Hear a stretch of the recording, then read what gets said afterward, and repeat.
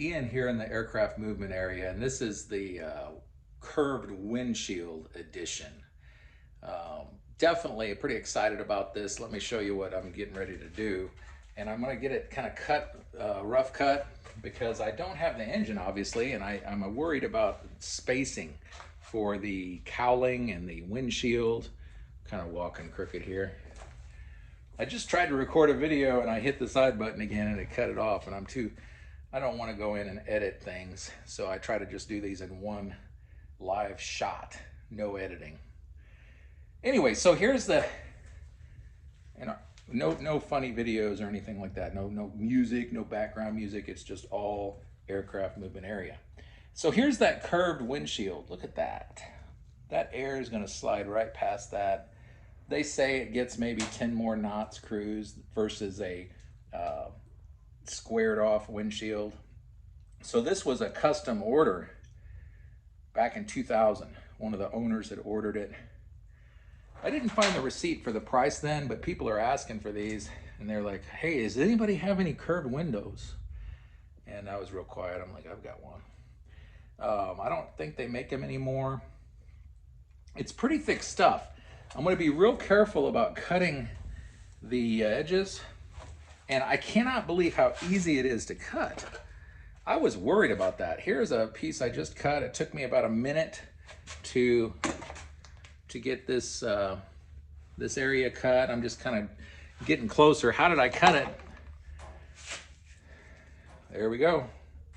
And it worked great. It didn't melt anything. It did release a weird odor that I ran away from. Don't want to breathe that stuff, I know. So I think that I'll be able to get it mounted pretty flush with the top here. And you can see how the wing is going to go right to that area. But down lower, I don't know if I'm going to be able to squeeze it down to the bottom.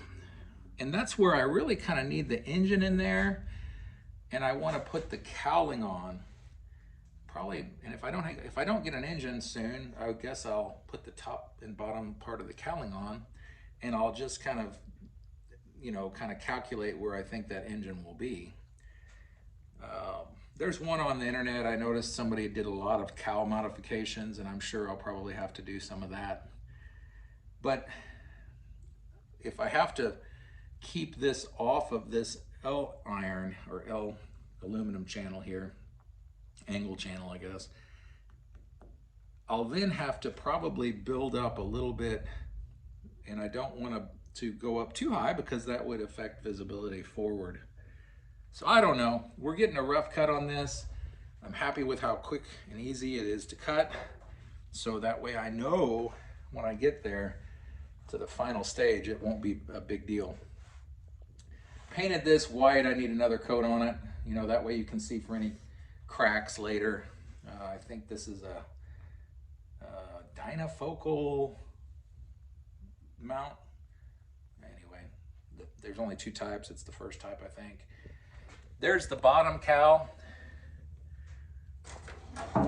And so as soon as I get some piano hinges to run up here, I'll start probably putting the cowl on, because that's highly motivational. The bottom part of the cowl came with a sticker. My eyes aren't focusing, but anyway, there's a company there in Washington that made this, and I'll bet that company made this. I'll bet this was from the late 60s. I'll bet it was from the late 60s.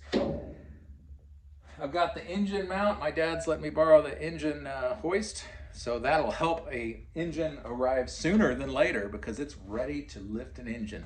Thanks, Dad. And since my dad, how to work this thing, you're gonna need to be here to help with that. That'll be a fun day, mounting the engine. Ooh, that's gonna be exciting. The plans, I haven't looked at these much. There's a lot of piano hinges that help hold things together, so you can, mount it with a lot of screws. I honestly, that is very intimidating to me. Because I remember my remote control airplanes, the cowling was always like one of the most frustrating things to get perfect. There's some vibration there. There's close tolerances with the prop spinner, etc.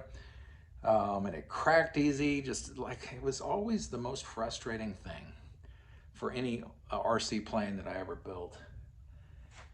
But hopefully it's bigger. This is bigger. It'll be easier to do. And also the piano hinges, I think, will work great. So in a previous video, I kind of showed some of this here. I did cut that hole for the right side of the fuselage. I did test out the flap rod that goes through there, and I'll show you that in a minute. You know, somebody asked, you know, does the wing stay on? Well, there's a bolt there. 1, 2, 3, 4 bolts on the tube, and I'll show you some of that in a minute. Basically, the last few days to maybe a week, I've spent a lot of time tightening bolts. I got that countersink bit, the 100-degree angle. I did mount this. I don't remember if I showed this in a previous video, but I haven't riveted this. This is the front aluminum, front of the left side of the fuselage. And I have cut out my side windows and got them pretty much rough cut fit. All of these screws here, you know, they're flush. So I've done quite a few of those. Some of these were already done, but really the other side, none of them were. I did take off some of these gusset plates. Like this side had it already installed, and I ran the side of this, this left side aluminum skin has been riveted almost everywhere except for the very back, because I want to get in there better to put like the ELT and stuff. This side I haven't cut for the aileron. I haven't done that yet, but I'll show you in a minute. It's on the other side. It's hard to cut this aluminum nicely. I like the sharp corners better. I did this one on a boxy kind of cut. The previous builders did you can kind of see it through the window over there, the curved windows. I like the square corners. So I'm gonna get those cut square. But you can see this has been riveted, and I've got this ready to get in there and do some stuff when I get some more parts. I still need more rivets for, you know, here we have that. I still haven't finished riveting all this because I need those expensive rivets, and there's a supply issue, I guess.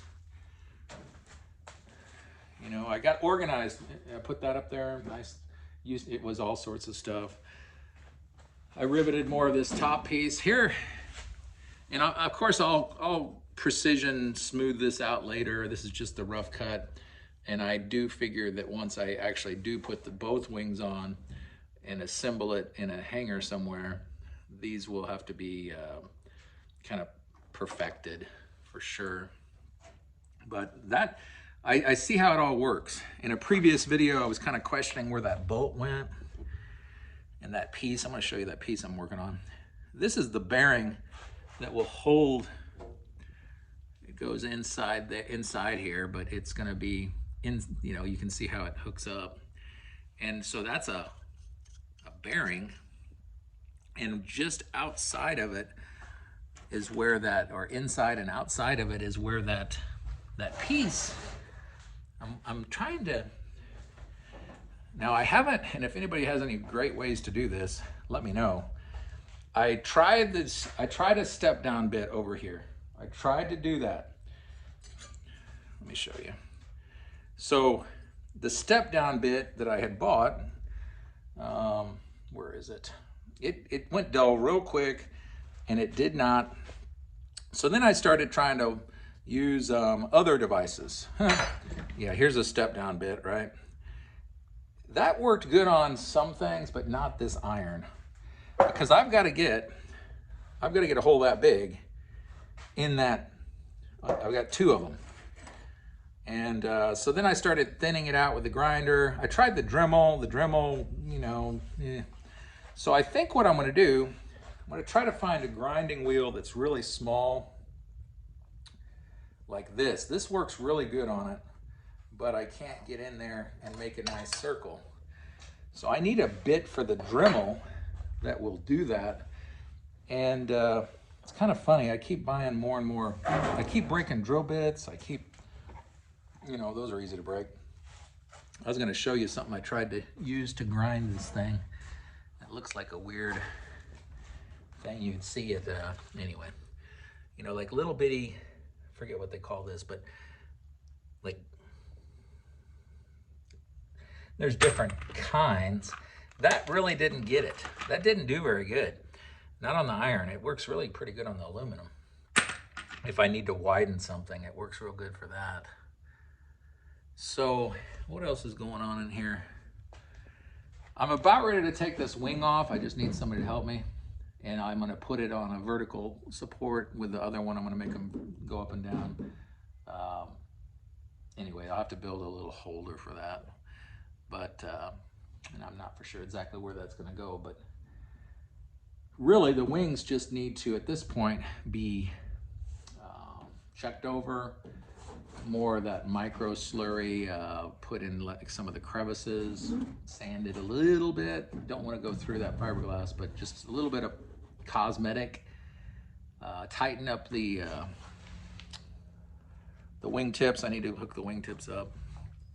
But the wings, and then of course I need to mess with the gas tank and all that business. I was trying to leave this out. This is an iron pipe across for the back seats. That the back seats by the plans, they have 2 sling seats, which I might try to do later. I don't know, but right now I've got an idea to hook up a homemade seat there. I would like to be able to take it out really quick and easy, and I guess sling seats would be nice, but anyway, I don't know. I'm trying to figure out what's best. I need to see somebody's. I need to see a couple people's planes like this or similar. I'd really like to see a BeDe 4, especially an older one.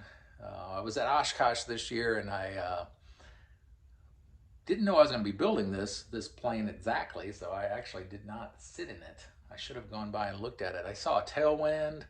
I saw so many planes, of course. You know, you go to Oshkosh, but I didn't. And now that I've looked at the plans, man, I would be much better at looking at somebody else's plane and, you know, understanding, hey, that worked really good. Oh, that was a great way to do that. But I have to wait for a while for that. I've got an idea here. I tried to start drilling a bolt or a hole for a little pin to keep that. I seriously doubt this would ever slide out. It's in there really good. But here is the Jesus bolt, right? And actually, the way the stabilator goes on here, there's a rib that's like right here. And there's a rib over here. So really, in order, this thing would not really easily be able to move laterally. But I don't want it to do that. Anyway, so I'm trying to drill a little pilot hole in there, and I guess I need a better bit. It sure didn't want to work. I tried that. So I've been trying little things, trying to get stuff done, and the window is working really nice. It's cooperating. I've also noticed that since my vision is going bad, if I wear glasses, wow, things get much better close up. And, but you know, so I'm kind of starting to use some glasses. And some of my rivet drilling, they're not bad, but if I would have worn glasses, it would have helped. So I think I gave you a pretty good update. About ready to go back to work after Christmas break and all that business. But today I'm going to get this a little bit more situated. And again, they say this adds 10 knots. 10 knots to the cruise speed in general. I'm sure it adds a few knots. Another thing that I kind of thought of, you know, trying to add airspeed, if I did have to keep this elevated slightly up in the front,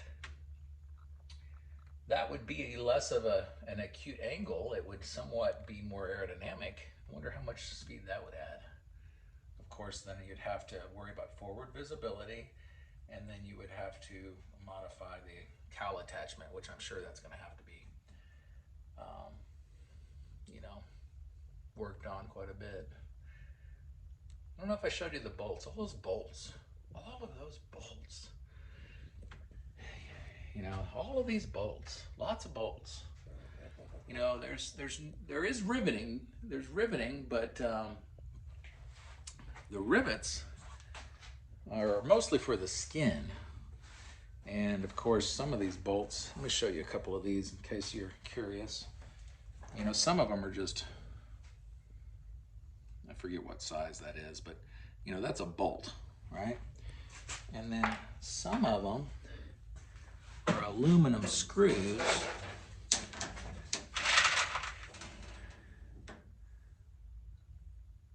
And they're different lengths, of course. I did buy some, these things, let me show you these things. These things were expensive, but boy, they sure are nice. They were almost $1 each. Where'd I put them? I put them in the tail. I've used a lot, and then I put them back here. So here is a lock washer that's all metal. Somehow it's special. 98 cents each. But that is a metal lock washer. So why is nylon lock washer not good? And they're okay, I guess. The reason, well, I guess nylon, they say nylon might age more, you know, over time, you know, over 30, 40 years. You know, so we've probably all seen a nylon lock nut. And to be honest, I was looking at how to maybe save weight on this plane, and some things like use nylon bolts. You know, they're pretty light. And I wouldn't use them for the controls. And I've read people thinking about using carbon fiber tubes for the controls. Well, the problem is the attachment of the ends a lot of times. And I didn't want to risk any of that. I want metal for the controls.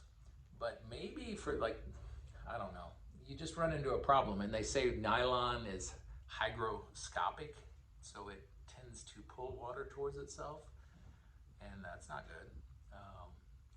You know, in certain environments that might happen. I'm also, as soon as I get this wing off of here, I'm going to get the tires. I'm going to take the tires off. I'm going to get some new tires, have those done. I'm going to start working on the brakes. I need to start working on the brake lines. That'll be fun. Just anything that gets closer to airworthy. And, you know, the tail wheel back here, it's got an inner tube. You know, it has an inner tube in there. Try not to hit that button on my camera. This actually has it's a pneumatic tire. Probably redo that. I just don't trust that it's however old. Put a new tire on there, new tube on that. And I'm going to try to run the rudder, the tail wheel springs here. I'm going to try to run those internal, so just a wire coming out, but we'll see. The plans don't show that, at least this one. Anyway, thanks for following along. If you're doing that, hopefully you're having a little bit of, you know, it's definitely one of those things. You want to see a project or you don't. Sun and Fun's coming up in 3 months or so. We'll probably go there. And if anybody has a BeDe 4 nearby, there's that guy in St. Louis that's got that blog. Forget his name, Cunningham or something. He's got some really cool stuff on his blog. He did, I think, sold his BeDe 4C. He built one that was newer. But it'd be fun to go to lunch, talk to him. Anyway, like and subscribe. Thank you to our sponsor, Steve, the welder. I read the manual a little bit, and I think next time I do it, it's going to be better. Anyway, thanks for watching, and we'll see you next time.